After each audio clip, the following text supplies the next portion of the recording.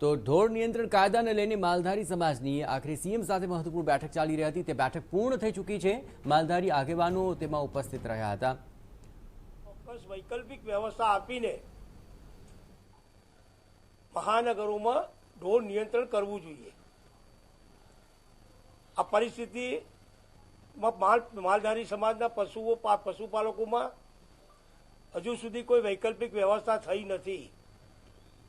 સરકાર અને માલધારી સમાજ પણ ઈચ્છે છે કે સમાજ જીવનમાં પ્રજાને તકલીફો પડે એ યોગ્ય નથી।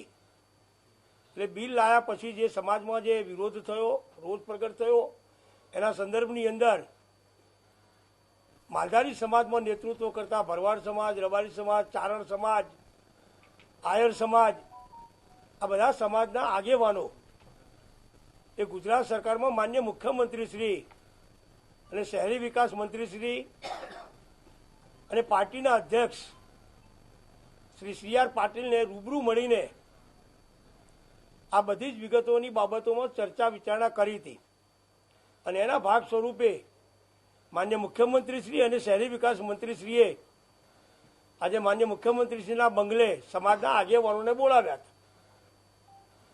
ખૂબ લાંબી ચર્ચા કર્યા પછી આવતા દિવસોમાં સમાજ જીવનમાં લોકોને પણ તકલીફ ના પડે અને માલધારી સમાજના લોકોના જે પણ પ્રશ્નો છે એ પ્રશ્નોનું પણ ચોક્કસ યોગ્ય નિરાકરણ આવે ત્યાં સુધી માન્ય મુખ્યમંત્રીશ્રી અને શહેરી વિકાસ મંત્રીશ્રીએ આ બિલને મોકૂફ રાખવા માટેનો નિર્ણય કર્યો છે અને આવતા દિવસોની અંદર માલધારી સમાજના જેટલા પણ પરિવારો મહાનગરોમાં અને નગરોમાં રહેશે એ બધાને આઈડેન્ટિફાઈ કરીને જે પ્રમાણે સુપ્રીમ કોર્ટ અને હાઈકોર્ટનું માર્ગદર્શન છે એ પ્રમાણે એમની વૈકલ્પિક વ્યવસ્થા થાય, સમાજમાં પણ ક્યાંક કોઈ તિરસ્કાર ઊભો ના થાય એ પ્રમાણેનો નિર્ણય કરવા માટેનો માન્ય મુખ્યમંત્રીશ્રીએ ખાતરી આપી।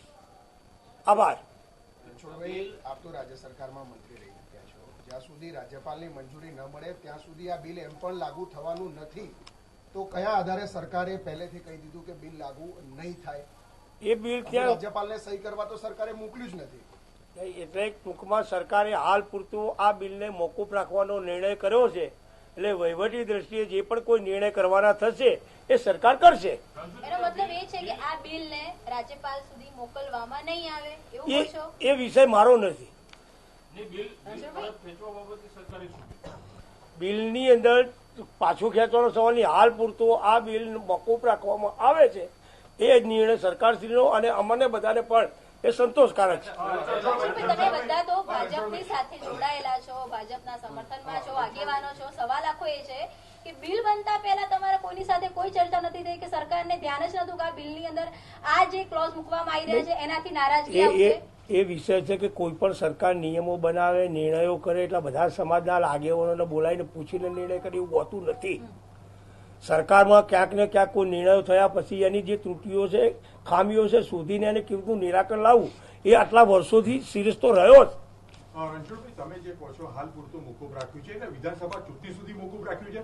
નહીં, જ્યાં સુધી માલધારી સમાજ અને સમાજ જીવનનો જે પ્રશ્નો છે, બધા લોકોને તકલીફ પડે છે, બધાનો યોગ્ય નિરાકરણ ના આવે, એનો વૈકલ્પિક વ્યવસ્થાનો નિર્ણય ના થાય ત્યાં સુધી મોકૂફ રાખવામાં આવશે।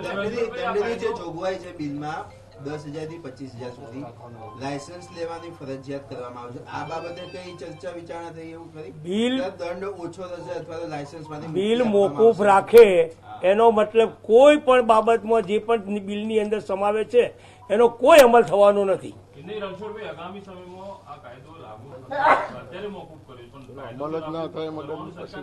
અમલ જ નથી થવાનો પછી પ્રશ્ન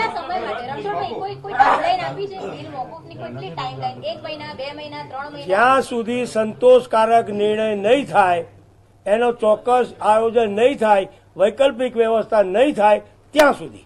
રણછોડભાઈ, જ્યાં સુધી મોકૂફ રાખવાની આપણે વાત કરી છે, નિર્ણય નહીં થાય, આપણી દ્રષ્ટિએ આ બિલમાં શું સુધારા કરવા જરૂરી છે, શું સંતોષકારક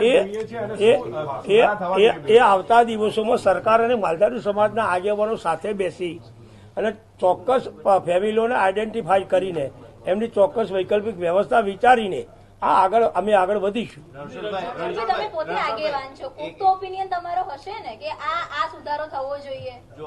એ અમે બધા સમાજના આગેવાનો સાથે બેસીને નિર્ણય કરીશું. જો રણછોડભાઈ, આમાં તો જે સામાન્ય માલધારી સમાજના લોકો છે એ સમજવાય છે, કારણ કે બિલ પણ તમારી સરકાર જ લાવી, વિરોધ પણ કર્યો અને હવે વાટાઘાટ માટે પણ ભાજપના ધારાસભ્ય આગેવાન ગયા, બધું ઘરમાં ખીચડી ઘરમાં પેલા જેવું છે. એ સમજવા ઈચ્છે છે કે બિલ મોકૂફ રખાયું છે કે રદ કરાયું છે. મોકૂફ છે એનો મતલબ કે ઇલેક્શન છે એટલા માટે હાલ પૂરતું નહીં, પછી ગમે ત્યારે લાવીશું. રદ કરવાની માંગણી છે કે નથી? અને બીજી આપણે વૈકલ્પિક વ્યવસ્થાની વાત કરી શહેરોની અંદર, શું વૈકલ્પિક વ્યવસ્થા આપ ઈચ્છો છો કે જે મુદ્દો તમે સીએમ સામે રજૂ કર્યો? તમે બધા સમજો છો કે જેટલા પરિવારો સિટીમાં રહેશે શહેરોની અંદર અને એમના પશુઓ છૂટા રહેતા હોય છે, એમની પાસે કોઈ જગ્યાઓ ઢોર પશુ બાંધવા માટેની હોતી નથી. અમારી અપેક્ષા છે કે આવા ફેમિલી આઈડેન્ટિફાઈ કરી અને મહાનગરથી થોડા દૂર એક સ્પેશિયલ વસાહત ઊભી થાય અને વસાહતો દ્વારા એમને ત્યાં પરિવાર અને પશુઓનું પણ પશુપાલન કરી શકે એ માટેની વ્યવસ્થા અને વિચારવા માટે સરકારશ્રીનું માર્ગદર્શન કર્યું છે. રણછોડભાઈ, 156 નગરપાલિકાઓ જે આ કાયદો લાગુ થયો, નગરપાલિકાઓમાં લાગુ થશે એ બાબતે ચર્ચા કરી, કારણ કે નગરપાલિકાઓની આસપાસ ગ્રામ્ય વિસ્તારો છે. આ બાબતમાં ભલે બિલની અંદર તમે લોકો કહેતા હો, પણ હાલ પૂરતું કોઈ ચર્ચાનો અવકાશ છે નહીં, એટલે આ પ્રશ્ન ઊભો થતો નથી.